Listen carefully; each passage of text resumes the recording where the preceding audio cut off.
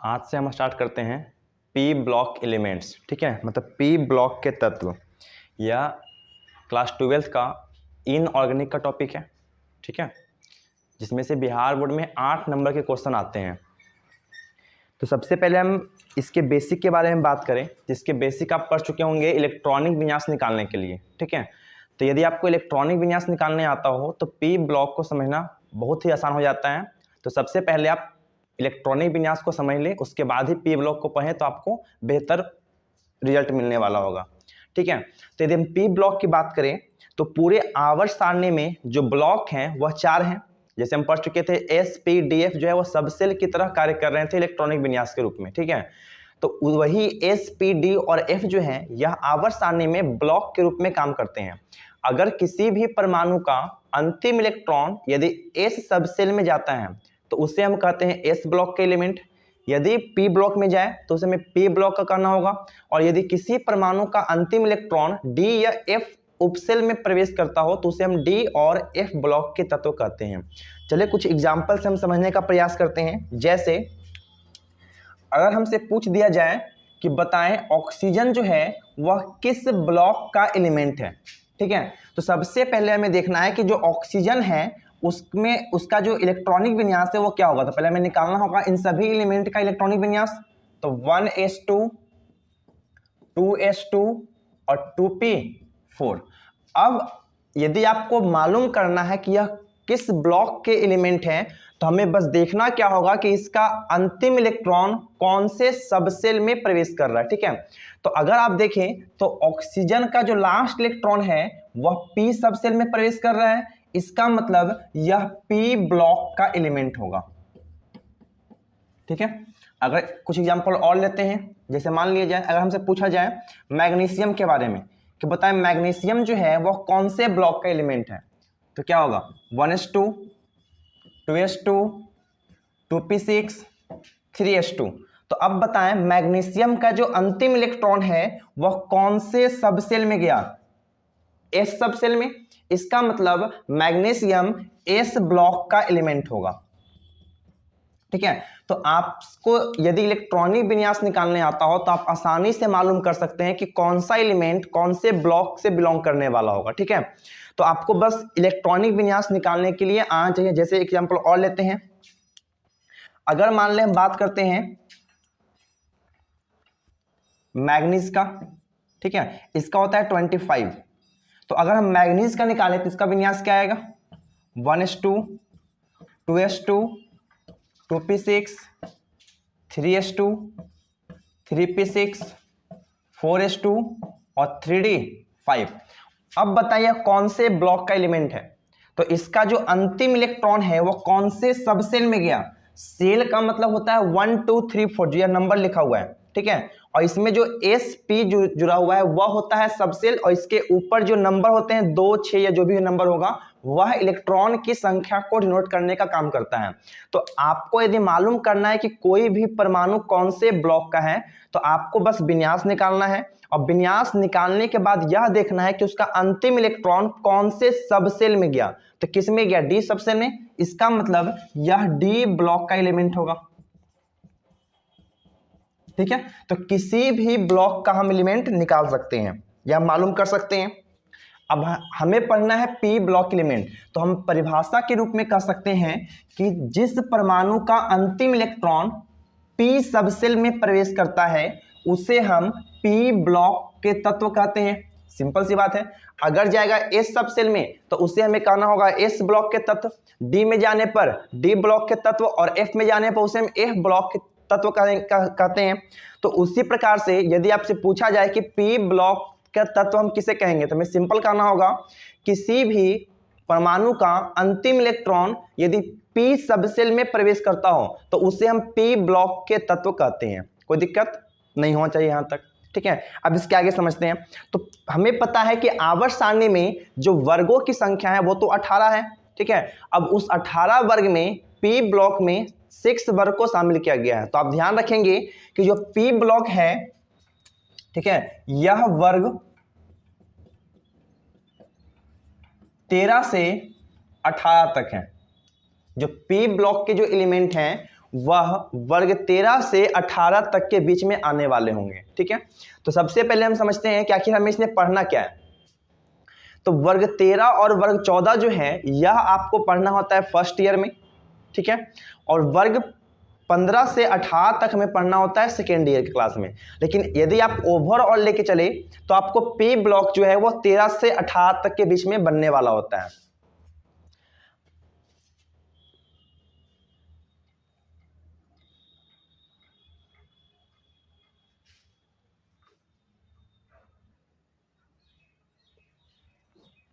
चलिए अब हम समझते हैं ओवरऑल पी ब्लॉक के बारे में।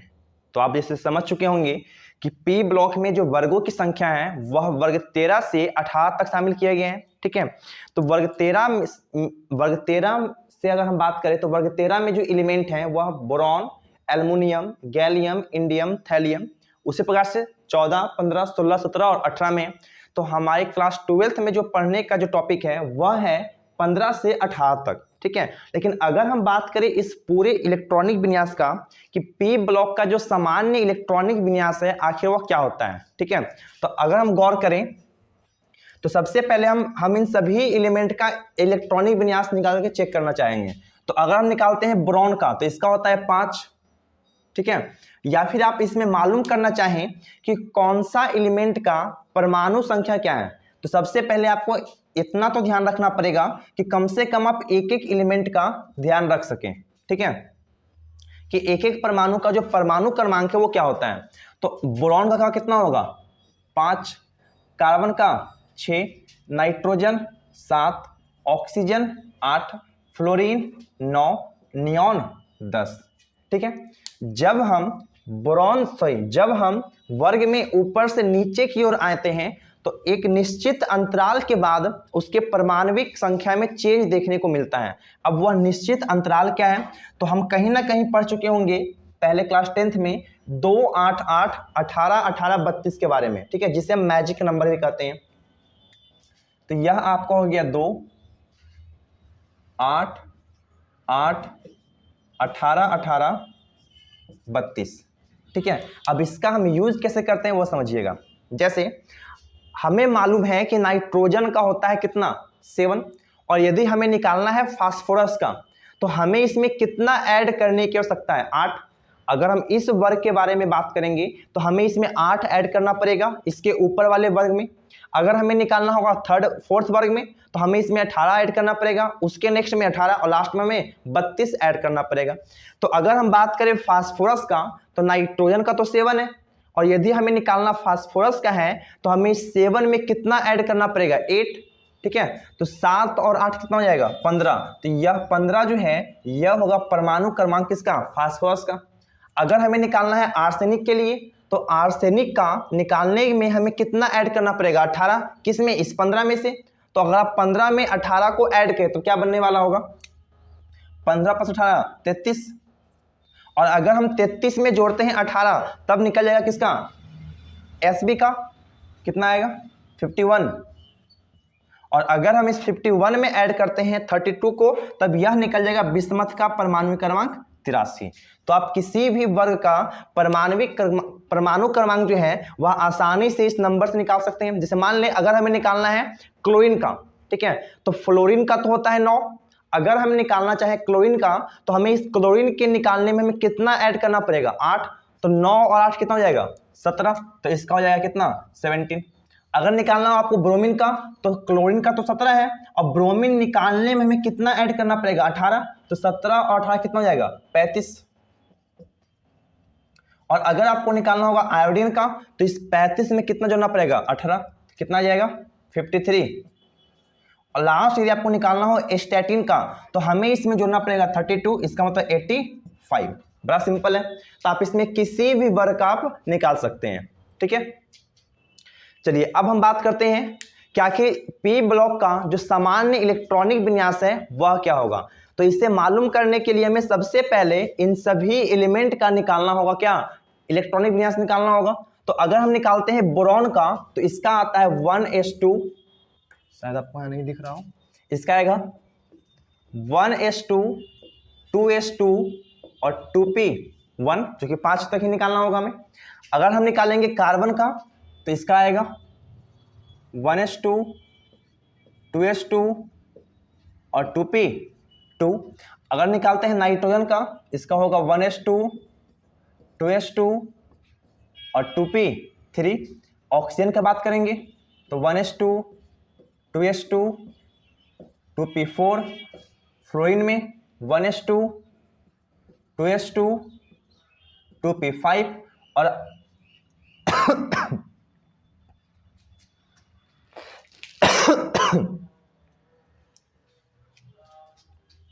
तो फ्लोरीन का हो जाएगा 1s2 2s2 2p5।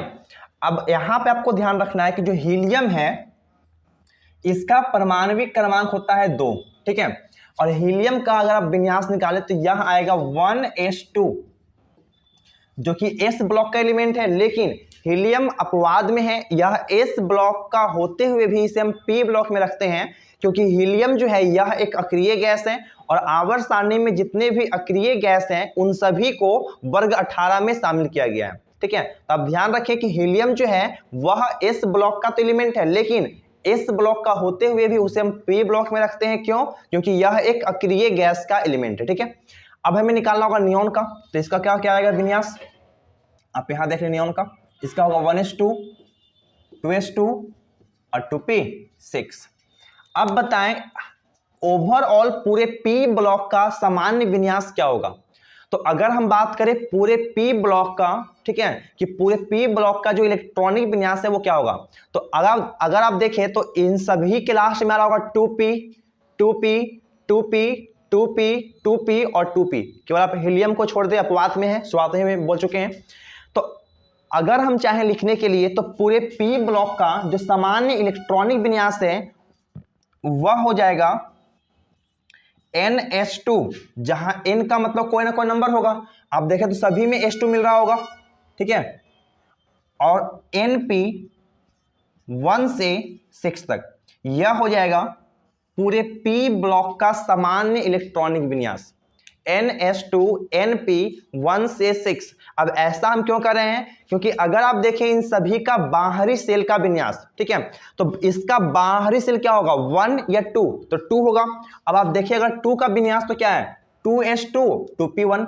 इसका देखिए बाहर से का विन्यास तो आएगा 2s2 2p2, इसका 2s2 2p3, इसका 2s2 2p4, 2s2 2p5 और नियॉन का देखें तो आएगा 2s2 2p6।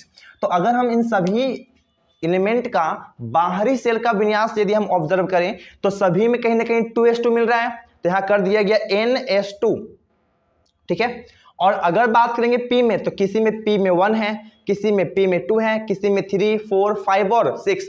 तो वही यहाँ पे अरेंज करके लिख दिया गया है कि NS2 NP 1 से 6 तक जो विन्यास है वह p ब्लॉक का विन्यास होगा, ठीक है। तो यहां पर NS2 जहां n का मतलब कोई ना कोई नंबर होगा। अब यह नंबर या तो 2 होगा या 3 होगा 4 होगा या 5 होगा, ठीक है। यहां n के स्थान पे हमें 1 रखना नहीं है, कहा है कि 1s2 और 1p होता नहीं है। तो अगर यहां पे रखेंगे 2 तो यहां भी रखना क्या होगा, हमें 2 रखना पड़ेगा। अगर यहां रखेंगे 3 तो यहां पे क्या रखना पड़ेगा 3 रखना पड़ेगा। जैसे अगर आप निकालना चाहो मान लेते हैं सिलिकॉन का, तो पहले बताएं सिलिकॉन का जो एटॉमिक नंबर वो कितना होगा। तो अगर फास्फोरस का 15 है तो इसके पहले कितना आएगा 14 आने वाला होगा। और अगर आपको बता चुके हैं पहले निकालने के लिए भी कि कार्बन का 6 है और यदि हमें निकालना सिलिकॉन का है तो हमें इसमें कितना ऐड करना पड़ेगा 8, तो 8 और 6 14। अब आप निकालें सिलिकॉन का विन्यास क्या होगा, तो इसका विन्यास हम यहां लिखते हैं 1s2 2s2 2p6 3s2 और 3p2, ठीक है। तो अगर यहां इसका विन्यास देखें तो क्या इसका जो बाहरी सेल का विन्यास है तो यह तो हो गया 1s 2s 2p, तो आंतरिक सेल हो जाएगा। इसका बाहरी सेल कौन होगा 3s और 3p, तो इसका विन्यास क्या इसके बीच में आ रहा है, जहां n का मतलब कोई ना कोई नंबर होगा तो यहाँ पे 3 आ चुका है, ठीक है। और 3 की अगर बात देखिए आप तो यहाँ पर भी 3 मिलने वाला होगा। और s में कितना इलेक्ट्रॉन 2 इलेक्ट्रॉन कहा गया है और p में इलेक्ट्रॉनों की जो संख्या है वह 1 से 6 के बीच में होगी, ठीक है। तो आप ध्यान रखिएगा ऑब्जेक्टिव के पर्पज से कि पूरे p ब्लॉक का जो सामान्य इलेक्ट्रॉनिक विन्यास है वो होता है NS2 NP1 से 6 तक, ठीक है।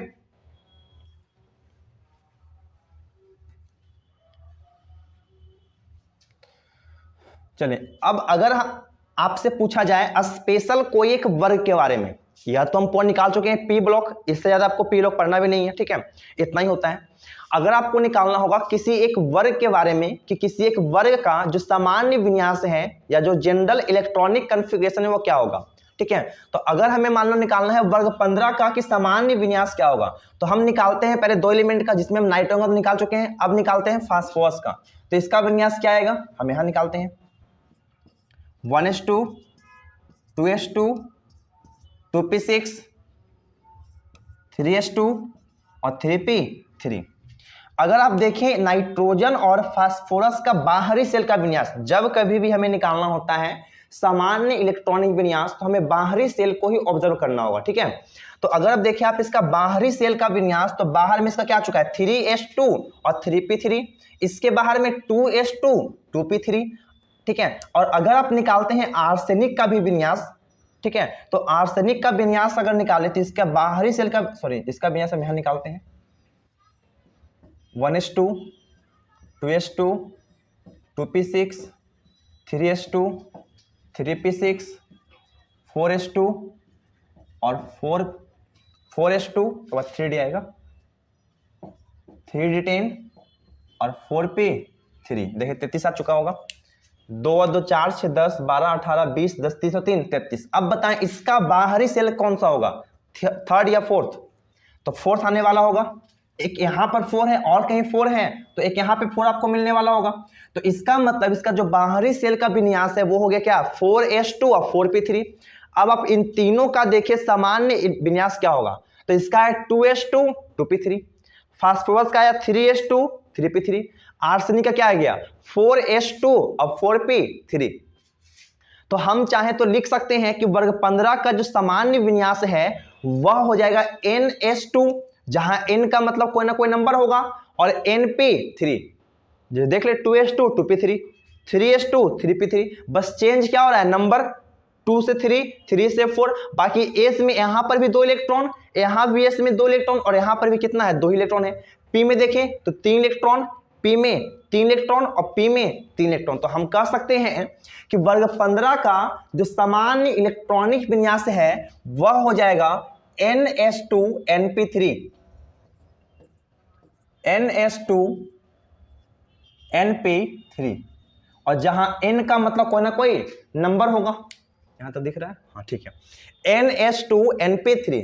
शायद कोई दिक्कत नहीं हो। चलिए कुछ एग्जांपल और लेते हैं। जैसे मान लो अगर आपसे पूछ लिया जाए कि बताओ वर्ग 16 का सामान्य इलेक्ट्रॉनिक विन्यास क्या होगा, ठीक है, वर्ग 16 का सामान्य इलेक्ट्रॉनिक विन्यास क्या होगा।